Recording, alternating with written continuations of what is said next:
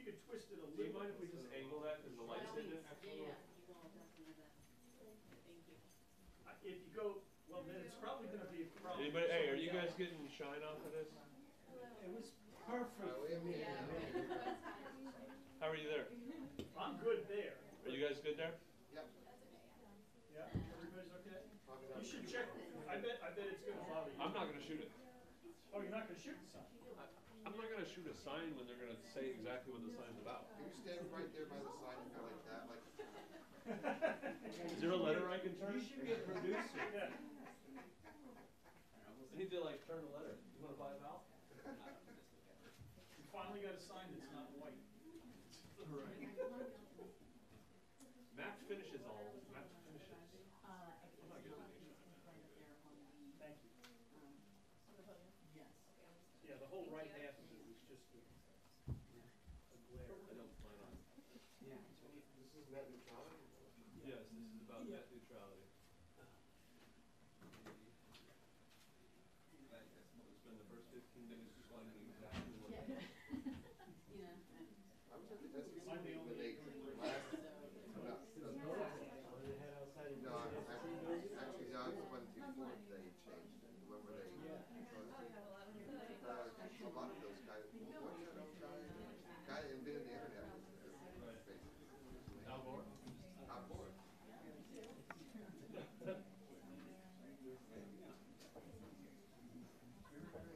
It's a mic check for the Senate studio. 1, 2, 3, 4, 5, 6, 7, 8, 9, 10. Test, test, test. Good, good, good, good, good.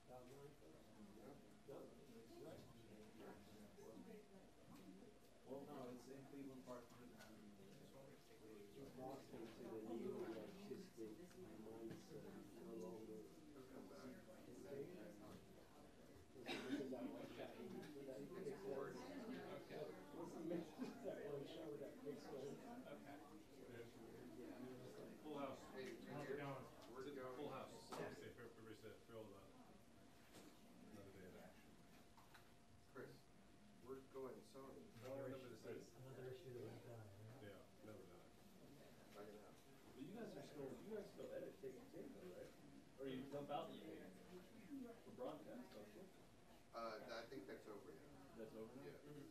That's it. Yeah, that's right. We did do that.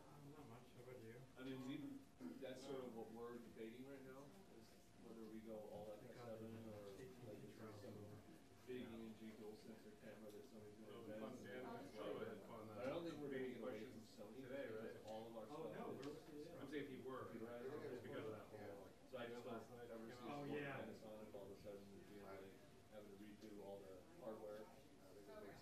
Hey, just saw somebody from your bureau. Yeah. So yeah, this is very good. I think it's an How much DOJ SDS. for you guys, right? You got the 400? Yeah, if you get Yeah, that's fine. That's the first time. Oh, it's Yeah, yeah. No, I think we have. yeah, it seems like you got the Well, the 400 shoot on right like on you the got edge. SPS. have a broad mandate. It's like a Sony version of a SD card. Yeah, I got both capabilities. Only when, like, you're gonna do like a documentary or Full house. We'll see the seat earlier. Usually what guys do is our shops do is they'll buy the adapters and then you can just throw in the SD card piece of the adapter. I'm glad I was not the only one with that brilliant idea.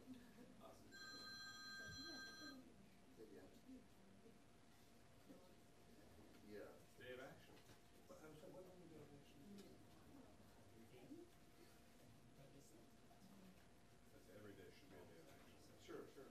under 400, You'll be back. you can't use the Yeah, memory card holder. I'm sorry, for the you were, SDAC okay, card. you're back. So you're leaving today? You have to play around with it, because I have a 350. Right. That's what I did.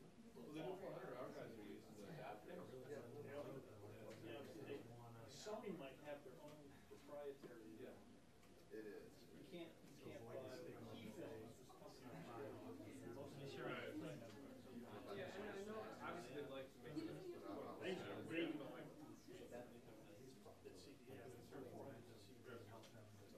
No, you're correct. No, for sure. Obviously, you got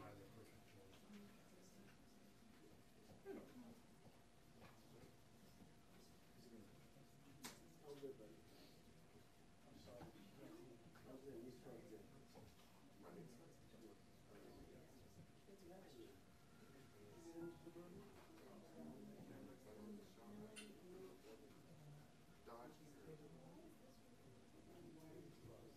Did John Wallace ever get his car? It's still in the car.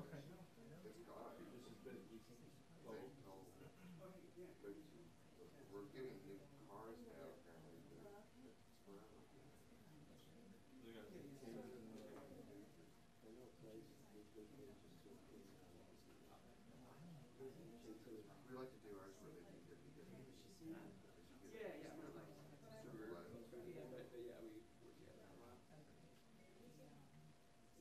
My kids, my first car, we had a group car. Case in it. They're like, cool. Yeah, that's fair. They should know. Oh, it's cool.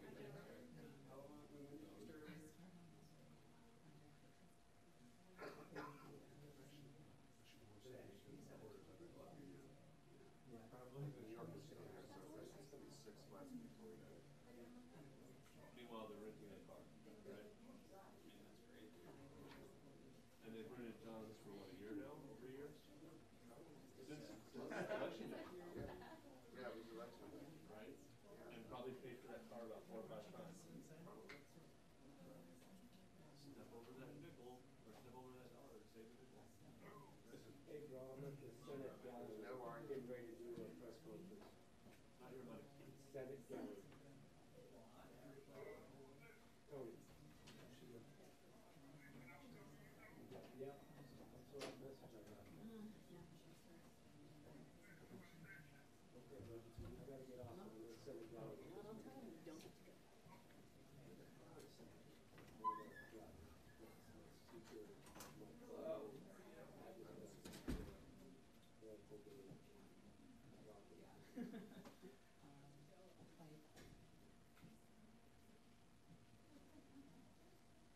doesn't feel like coincidence. It feels like.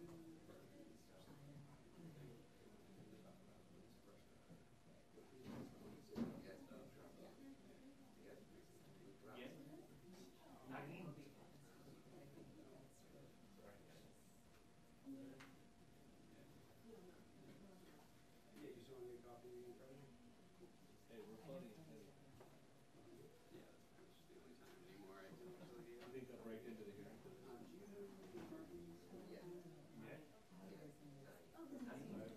I don't mean to sit in front of you.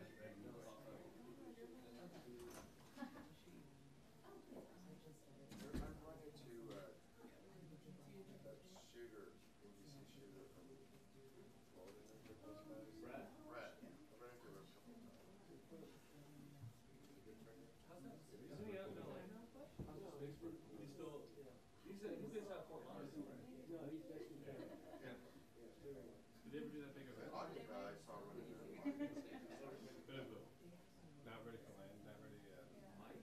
Mike. Really big. That's very rarely vivid name. What's my Failure to launch. Awesome guy, number 2. Failure to launch. Awesome dude, number 2. How's it going? Actually, He's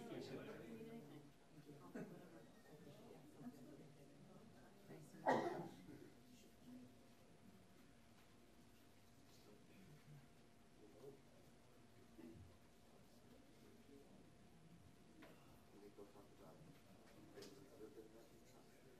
No, we need it.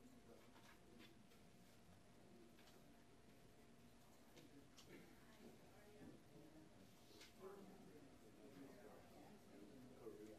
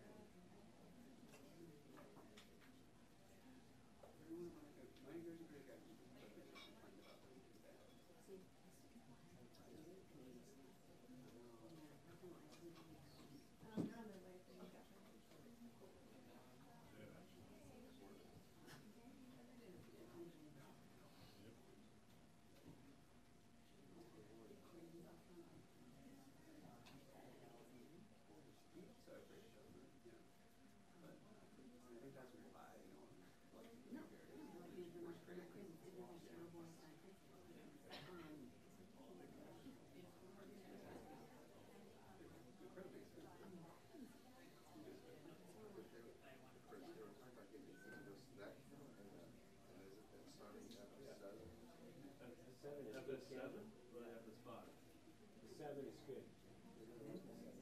Well, it depends what lens you buy. If you're not getting the ENG lens, you're gonna have a tough time. No, you'll get this. You gotta get this. Yeah, they're gonna get us an ENG camera and They'll probably get you the Sony FS5 then. I don't think they'll spend the money on an FS7 if they get the ENG. yeah. But there's a, the FS7 we're looking at right now. The two guys are using this as their normal everyday camera. But with the ENG lens, right? They're not one, well, the ENG lens for that with the mount is almost 30 grand. It is, but they're not gonna spend 30 grand on an experiment right now. But they found a bracket that upconverts the lens to 4K. It almost gives full frame. Right. Sort of Because that's what the adapter does. It takes off the yeah, so you still shoot through that pinhole. Right. So you can put on the Semi. the 2x extender, the digital extender inside, which you don't lose quality. Wait, are you saying, can you use this lens on an FS7? FS7, yeah, but you have to have a mount. Because it doesn't have a V4 mount. So how much is that now? About 3 grand. Just the mount? Yeah. The problem is it sticks so far up.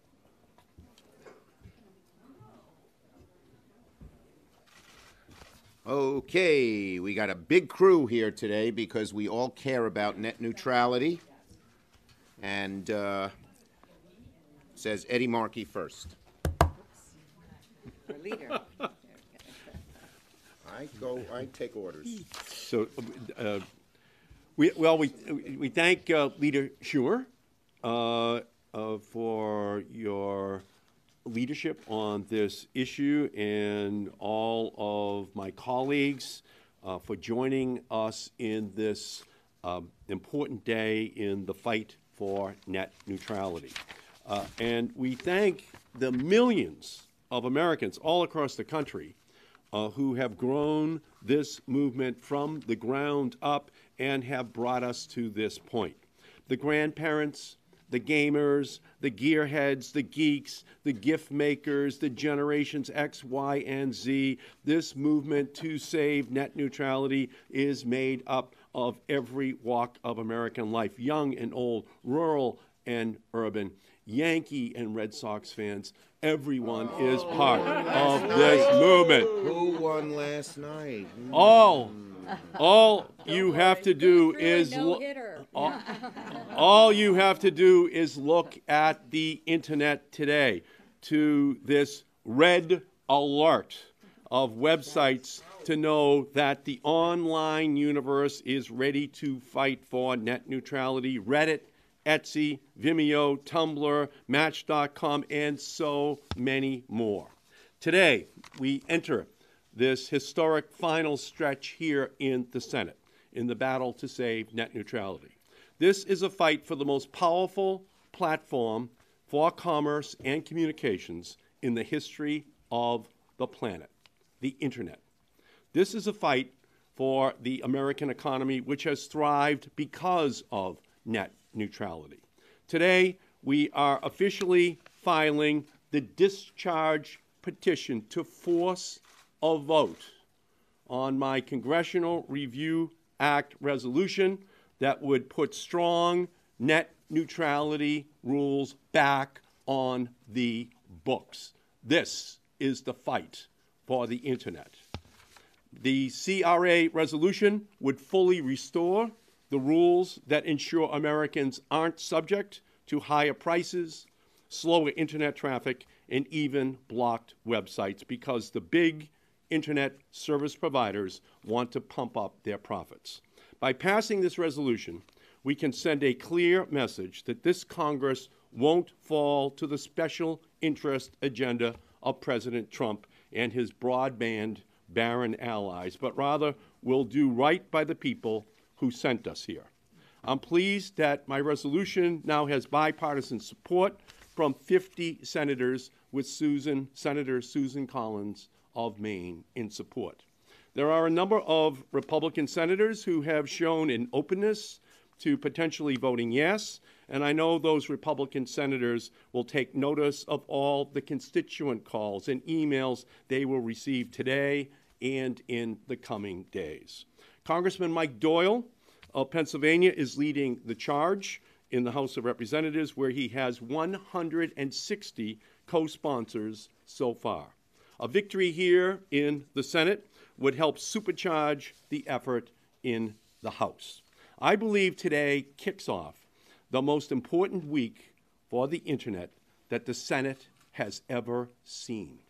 This upcoming Senate vote will be our opportunity to save net neutrality and deliver the digital future that Americans deserve. And with that, I want to introduce the great Democratic leader of the United States Senate, Chuck Schumer. Thank you, Eddie M., as I call him.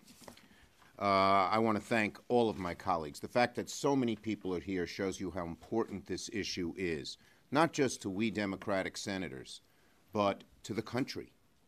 This is, as Eddie said, a vital issue, and you've heard a lot from us over the last few months. We have a lot of speakers today, so I'll be short. I'll spare you another reference to Netflix and chill. I promise not to have downloaded the Tinder app, to see their new ad encouraging users to write their senator to vote to save net neutrality. And these ads and postings are all over the Internet today, on our day. We're here today because Democrats in the Senate are taking the final step to consideration of a bill to restore net neutrality, led by so many, Eddie Markey and so many others who are here today. We're now one step away from allowing the American public to see where their elected officials stand on protecting their Internet service. Are they protecting average consumers and middle-class families?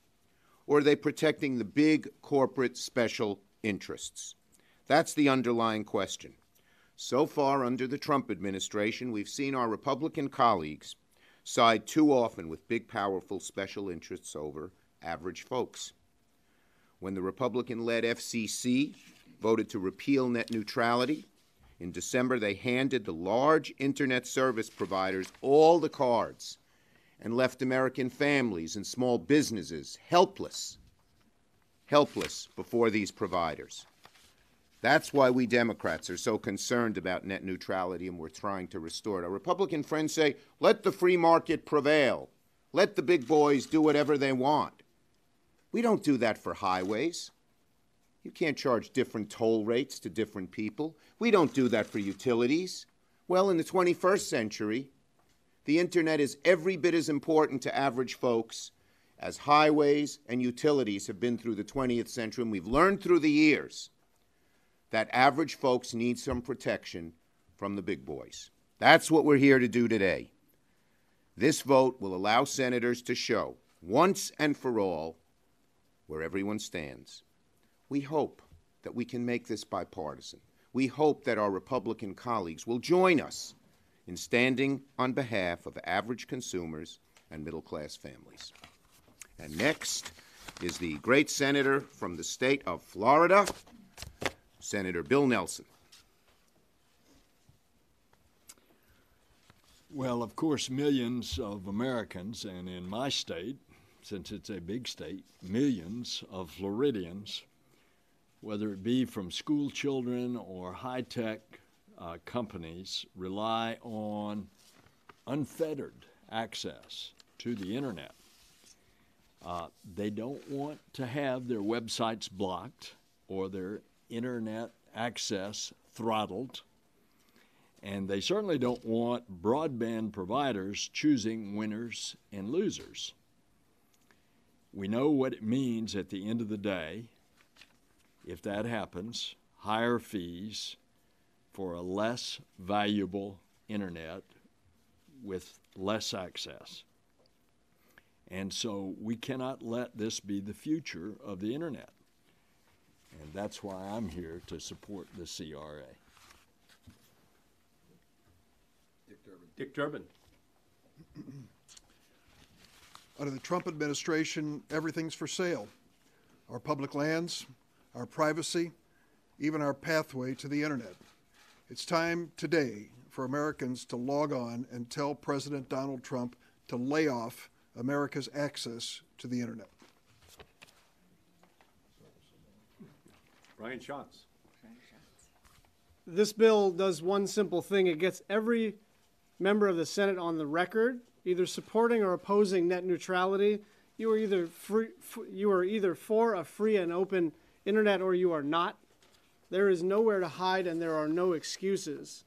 Repealing the net neutrality rules has changed the very nature of the internet, and Republicans are going to regret it from a public policy standpoint and a political standpoint.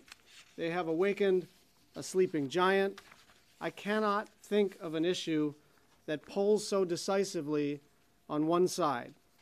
People underestimate the passion of internet voters at their peril.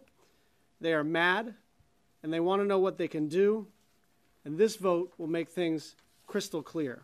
Senator Ron Wyden. Thank you, and I don't know if Ed said I was supposed to speak for the gearheads or something like that, but folks, this is not at all complicated. If you want a free and open internet, which means that after you pay your internet access fee, you get to go where you want, when you want, and how you want, you have to support the Markey measure.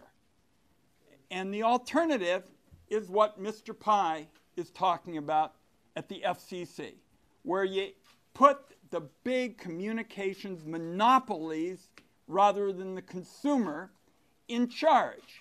And what he's all about is building an information aristocracy where the well-to-do, they're going to get faster speeds and better content, and he'd really like to put the typical person on the road to digital serfdom.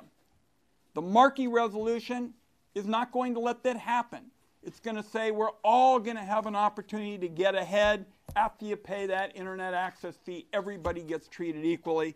I'm very pleased. We started this fight when Ed was in the House and put in the first bill. I put in the first bill in the Senate. A number of my colleagues have been at this for years and years. Now is the time. This is the resolution. I urge people around this country, like we did for PIPA and SOPA, to start a grassroots juggernaut for the Markey resolution. Debbie Stabenow. Well, I want to thank you. I want to first thank Senator Markey and all of my colleagues. We are committed 100% of our Democratic caucus, and we are so pleased to have Senator Susan Collins with us, and now we need one more Republican colleague to join us. And as has been said, net neutrality, it sounds complicated, it's actually pretty simple. And I'll give you an example. I work with a lot of small businesses, a lot of food entrepreneurs, and let's say there is a woman named Susie who wants to start a bakery in Muskegon, and she doesn't have a lot of money, so she has to have a kitchen, she has to have a license and flour and sugar, and of course in Michigan you get Michigan cherries and blueberries to make her muffins, and then she's got to figure out how to have internet access so she can take orders and she can sell her product. Unfortunately, if this FCC rule is allowed to stand, as a new small business, she's going to find herself probably in a situation where she's going to have to pay the lowest rate and have bad internet access. But she's competing with the big bakery down the road who's established, making a lot of profits, doing very well, and they have the gold-plated internet access. And so there's this small business struggling to get started, and she doesn't have the same opportunity to succeed as the person down the road. So we don't say that you pay more, that she's going to pay more to turn the lights on or to heat her business or to make sure she's got running water. Why should the internet be any different? And that's what this is about. It's not a luxury for anybody in Michigan or anybody across our country. Our families, our businesses, our future depend on it. And now it's time to take a stand. And our colleagues are going to have to decide if they're standing with the small business, with the person getting started, creating the new jobs, or just the big business down the road. And that's what this vote is all about. Senator Amy Klobuchar. Oh, excuse me. Maria Cantwell. Well, I want to thank Senator Markey and all my colleagues to be here to fight on behalf of an innovation economy. This clearly is a fight between Democrats and Republicans. Democrats who want to preserve that innovation economy, and Republicans who are on the side of big cable, who are charging exorbitant rates. And without this effort, they will charge more and slow down that innovation.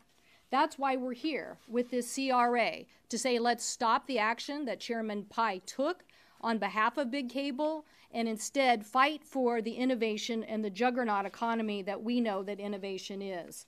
Right now, the innovation economy and the internet economy is 7% of GDP. This is so important to me because in the state of Washington, it's 13% of our economy. So the stakes are high with 13,000 internet companies and over 250,000 jobs.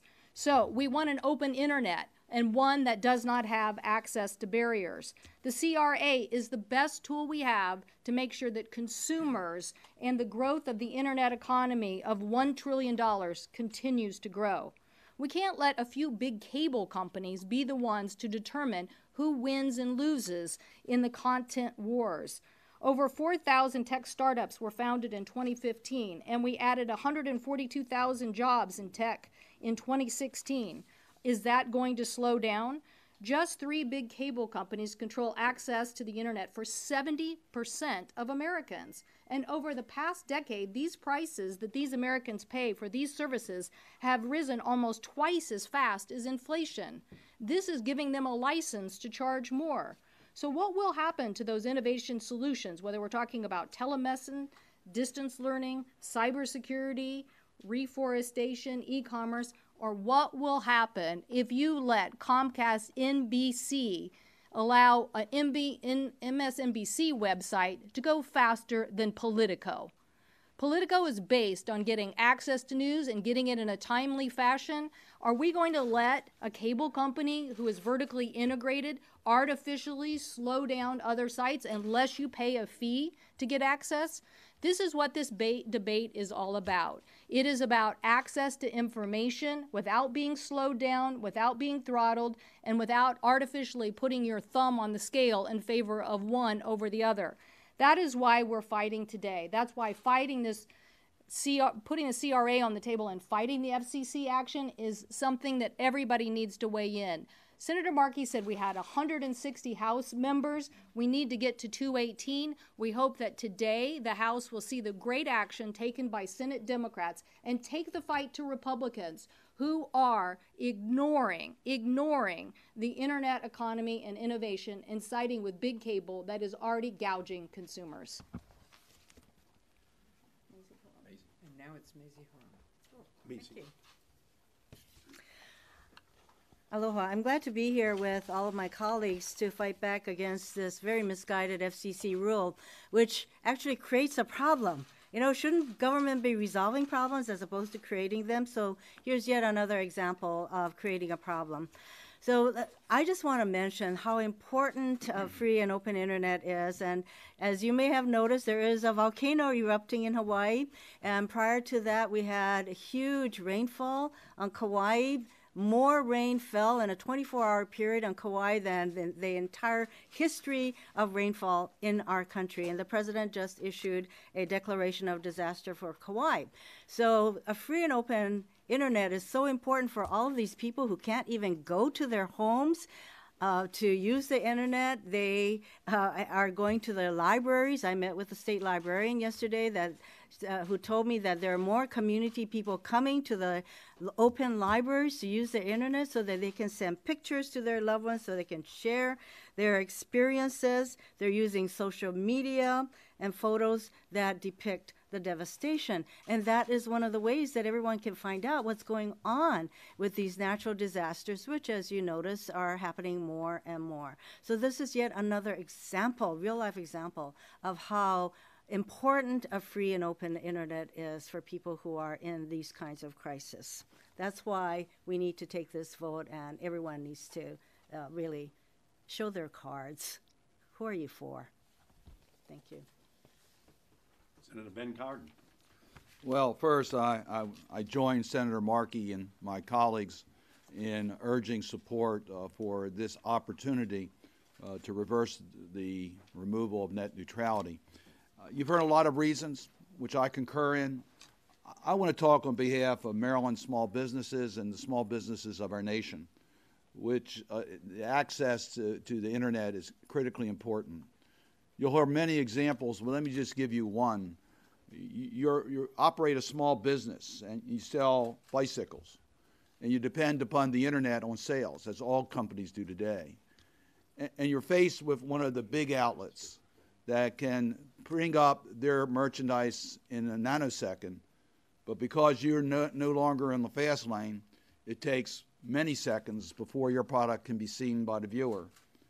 Study after study has shown that if you can't get almost immediate access, the consumer loses interest and goes off of your website. So you can't survive. This is a matter of survival of small businesses to have the adequate access and service under the internet. So let me just quote from John Dudo, who's co-owner of the Red Emma's, a cooperative bookstore and restaurant in Baltimore. He summed it up best by saying, "I don't have the money to pay an internet service provider to guarantee my website will load quickly for all users, so I'm concerned that the end of net neutrality means customers will buy from retailers that have resources to pay for faster service. Additionally, if my internet service provider load slows down or blocks access to my web content, we'll be up against more than just larger booksellers or restaurants. We're suddenly competing against any website that loads quickly because those are the ones that will draw the people's attention." This is about the survival of small businesses in America, which is the growth engine of our economy and where we get innovation.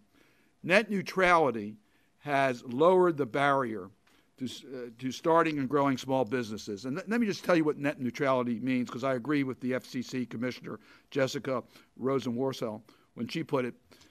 For the first time, small business can think big and consumers could shop small from anywhere in the world. Do we want to reverse that? That's what net neutrality means. And we'd be moving in the exact opposite direction if we don't reverse the net neutrality rule that was posed by the FCC. Senator Jeannie Shaheen. Well, access to a free and open internet is critical for small businesses, and we can't underestimate the importance of small businesses to the American economy. They create 2 out of every 3 jobs. They create 16 times more patents per employee than large businesses, and we need to make sure they have access to the internet. Last week I held a hearing with the Small Business and Entrepreneurship Committee in New Hampshire, a field hearing, and we heard from small businesses in the state.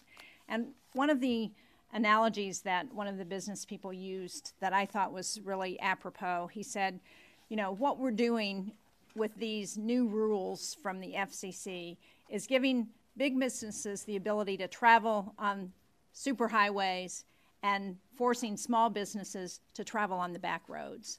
That's an excellent example of what the difference this means for small businesses and what it would mean for the economy.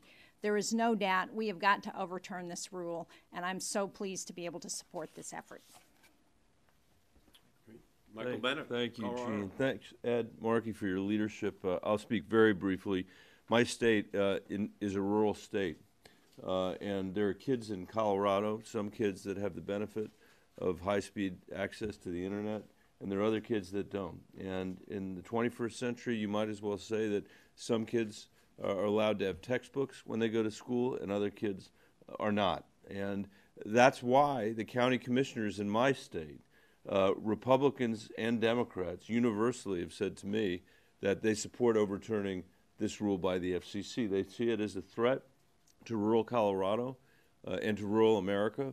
And this is an opportunity for us to stand up and say it's not fair to have slower speeds in part of the country than in other parts of the country, and an open and free internet is a cornerstone of the economic development and the educational opportunities that rural Colorado is trying to supply to our citizens. And that's why I'm proud to support this effort by Senator Markey. And let me turn it over to our other colleague from New Hampshire, Senator Maggie Hassan. Thank you.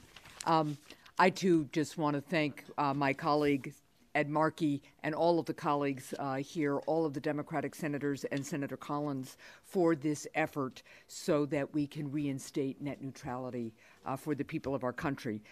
We've already heard how important it is to promoting innovation, how important it is in a state like New Hampshire where we have such a large percentage of small businesses. Wherever you go in New Hampshire and you talk to a small business person, they will tell you what a critical difference it makes for them to be able to leverage a free and open internet as they build their business.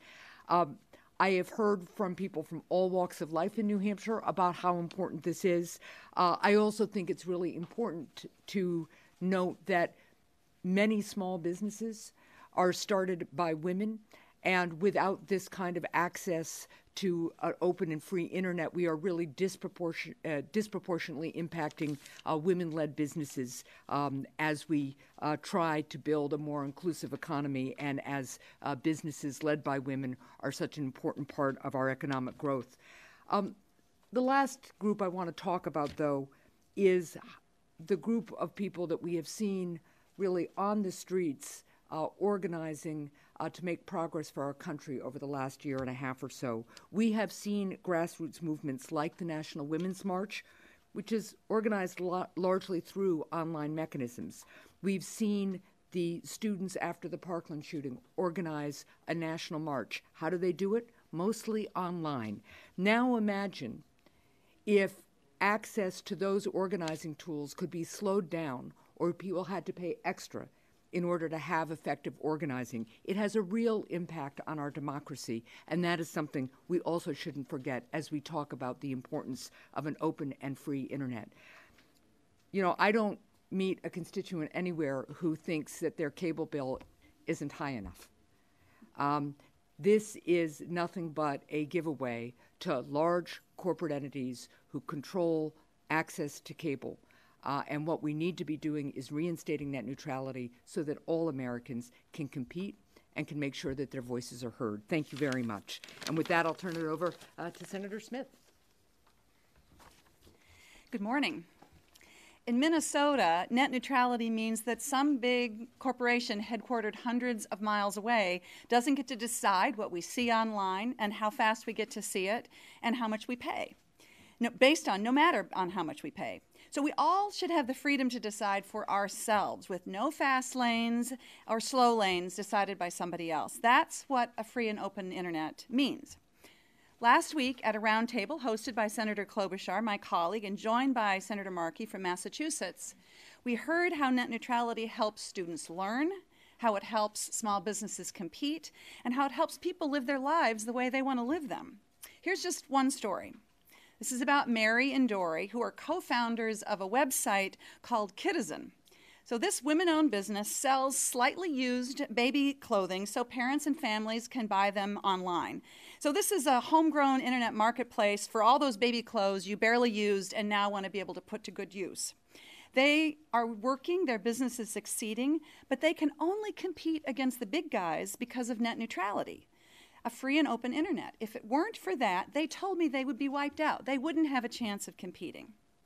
This is just one example. There are countless more. So next week, I am going to be very happy to vote for net neutrality in the United States Senate. It is a vote for more freedom and more opportunity. That's what this is all about. Thank you. And now, Senator Blumenthal. Thanks. Just a couple of quick points in conclusion. Chairman Pai, we are doing you an enormous favor. You messed up. We are saving you the embarrassment and shame, as well as the cost, of litigation that will overturn your rule. Second, this net neutrality principle is more important than ever. In fact, more important with every day and every mega merger that is announced. Witness AT&T and Time Warner, which hopefully will be prevented by the courts, T-Mobile and Sprint. The power of these huge behemoth entities makes an open internet all the more necessary. And finally, America is rising up. This principle of net neutrality is our future. And anybody who knows those two terms, net neutrality, and what it means for consumers, for small businesses, for the health of our democracy, is in favor of net neutrality. And I look forward to the passage of this measure. I thank all my colleagues and most especially Senator Markey. Thank you. Thank you. Questions? Yes, sir. Yes, Senator. Some of your Republican colleagues are saying this effort is hindering the ability to come together on legislation that would solve this issue for good instead of bouncing it back to the FCC continually. How do you respond to that? Well, the rules that were promulgated by the Federal Communications Commission and upheld by the D.C. Circuit Court of Appeals, we're working. They're a set of rules for the road that have in fact proven to be effective. Last year, half of all venture capital in America went to software and internet startups, smaller companies in our country. That's where the innovation is. So my answer would be that we're just going to restore what was in place up until December of 2017. And then no further legislation will be needed. It will just be viewed as a brief aberrational internet historical period of time. Yes? So can I ask, when do you anticipate the vote taking place? And some Republicans have said that you should wait until Senator McCain comes back from illness before you have this vote. Well, I think we could have this vote as early as next week, but we can have the vote no later than June 12th.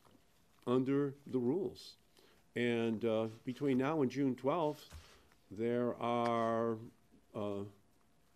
several weekends and the Memorial Day break. So between now and June 12th, 21 days are not even on the calendar.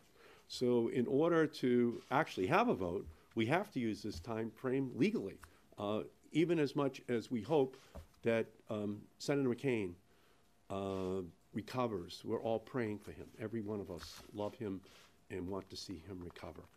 But we're constrained by the rules in terms of when this vote can, in fact, take place.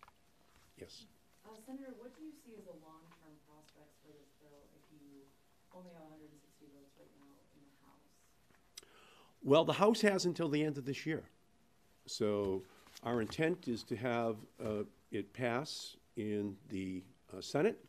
The momentum is building. 86% of all Americans in a University of Maryland poll just 2 weeks ago indicate support for it.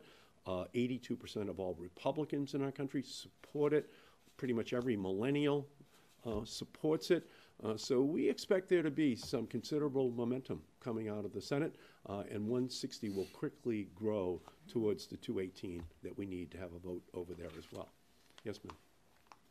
What would you say to people who say that some of this conversation is relying on a simplified version of net neutrality or of the technology that underlies this concept? So what would we say to? People who say that this is maybe an oversimplified concept that we're talking about and that maybe consumers don't fully understand the issues. You want cable companies to be in charge? And we're saying we don't want cable companies to have that much power in determining internet content access or speed. It's simplified to this extent that the whole notion of net neutrality, that is non-discrimination, is baked into the personality of the internet. It has been since Tim Berners-Lee invented the World Wide Web back in 1990. And so this is nothing new. What's new are the broadband companies trying to take away the concept of non-discrimination and replacing it with their ability to be able to act in arbitrary ways as they treat especially the smaller players, the smaller voices, the smaller companies in our country. Yes, yes, sir, sorry. Senator Dems says that the Congressional Review Act has never been used in this manner to re-regulate, was his words earlier today. Does that have any practical or legal effect on what you're doing here as a legal matter? Well, the Republicans used the CRA just last March to take the privacy rules off of the books, which the Obama FCC had put on the books.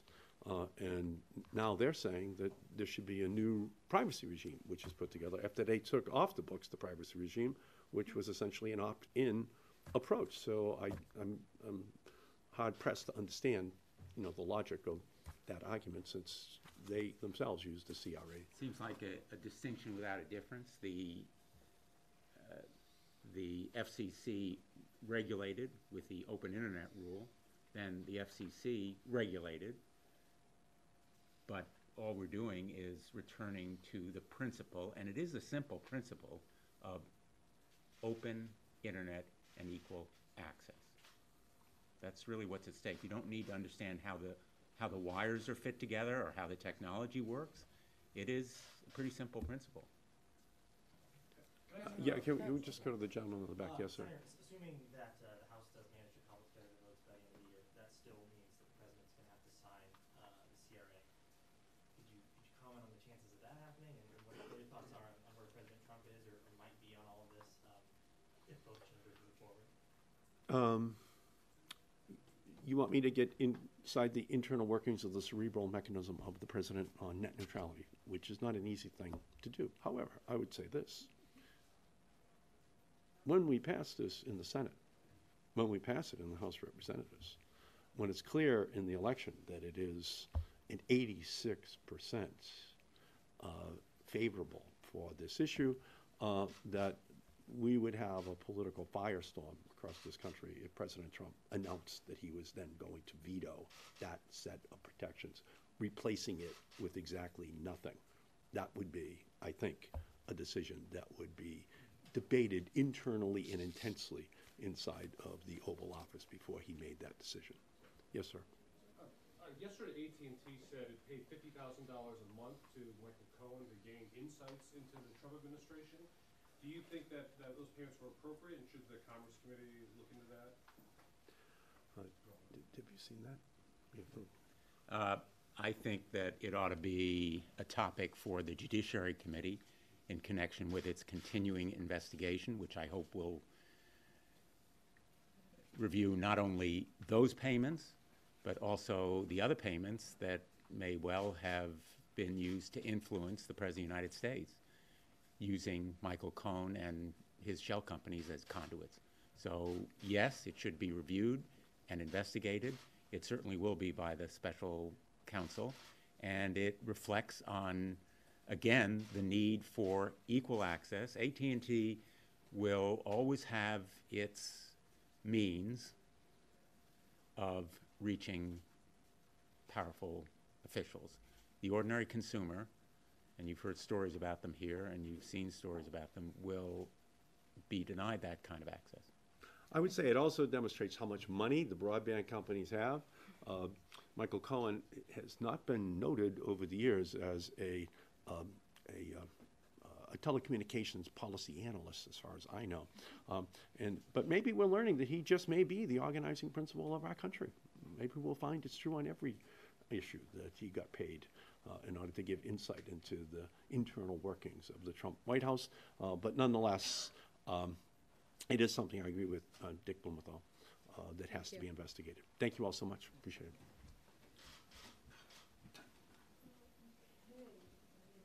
That was great.